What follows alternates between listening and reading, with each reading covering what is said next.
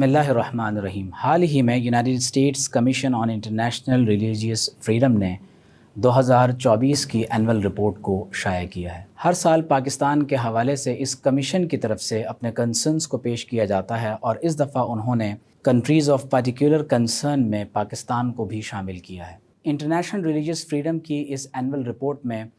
پاکستان سے بہت سے مطالبات کیے گئے ہیں، جن میں سے 2 مطالبات بہت قابل توجہ ہیں۔ لکھا ہوا ہے کہ release blasphemy prisoners and other individuals imprison for their religion اور بلیفس، یعنی وہ تمام تر مجرم جو جیلوں میں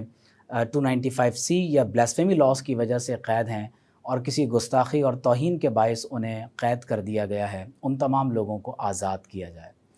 اگلی بات لکھی ہے کہ repeal blasphemy and anti Ahmadiyya laws, یعنی قانون توہین رسالت 295C اور اینٹی احمدیہ لاز 298C کو بھی پاکستان سے ختم کر دیا جائے۔ اس رپورٹ میں یہ مطالبہ کیا گیا ہے کہ جب تک یہ قوانین ختم نہیں کیے جاتے، اس وقت تک پاکستان میں توہین کے قانون کے تحت جس کسی کو بھی گرفتار کیا جائے اسے ایک بیلیبل آفینس کے طور پر ٹریٹ کیا جائے۔ قابل توجہ بات یہ ہے کہ ریکمنڈیشنز میں یہ بھی کہا گیا ہے کہ ایسے افراد پر جو اس طرح کے قوانین کو پروموٹ کرتے ہوں، ان پر امریکہ میں داخلے پر پابندی لگا دی جائے، اور اس کے ساتھ ساتھ انٹرنیشنل ریلیجیس فریڈم ایکٹ کے مطابق جو ریلیجیس فریڈم کی تعریف کی گئی ہے، پاکستان کے قوانین کو ڈھال لیا جائے۔ اس رپورٹ میں پاکستان پر فورس کنورژن اور 295C اور 298C کے غلط استعمال کا الزام بھی لگایا گیا۔ فورس کنورژن کے حوالے سے میں خود پورے پاکستان کا دورہ کر چکا ہوں، اور میں نے 50 سے زائد مختلف مذہبی طبقات سے تعلق رکھنے والے افراد کے اداروں میں جا کر، ان کے مذہبی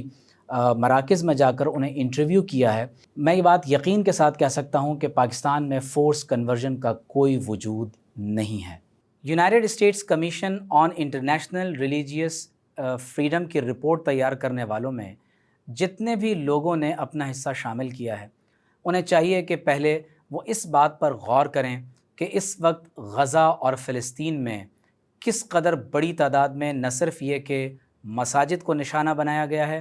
بلکہ پورفیریس چرچ کے بشمول متعدد دیگر مذاہب سے ماننے والے لوگوں کی عبادت گاہوں کو شدید نقصان پہنچایا گیا ہے۔ حالت یہ ہے کہ فلسطین اور غزہ میں اس وقت بھوک، پیاس اور افلاس کے باعث معصوم چھوٹے بچے اپنی ماؤں کے ہاتھوں میں دم توڑ رہے ہیں۔ کیا انہیں ہیومن رائٹس کی وائلیشن اس وقت فلسطین اور غزہ میں نظر نہیں آتی؟ اور انوائرمنٹ کو ان لیویبل بناتے ہوئے جس طرح اسٹاویشن کو ویپنائزیشن کے بعد ایک وار ٹول کے طور پر استعمال کیا جا رہا ہے، تو قبل اس کے کہ پاکستان پر انگلی اٹھائی جائے، میں یہ سمجھتا ہوں کہ فلسطین میں انسانی حقوق کی وائلیشن اور مذہبی آزادی کو جس طرح پامال کیا جا رہا ہے، سب سے پہلے انہیں وہاں توجہ دینی چاہیے۔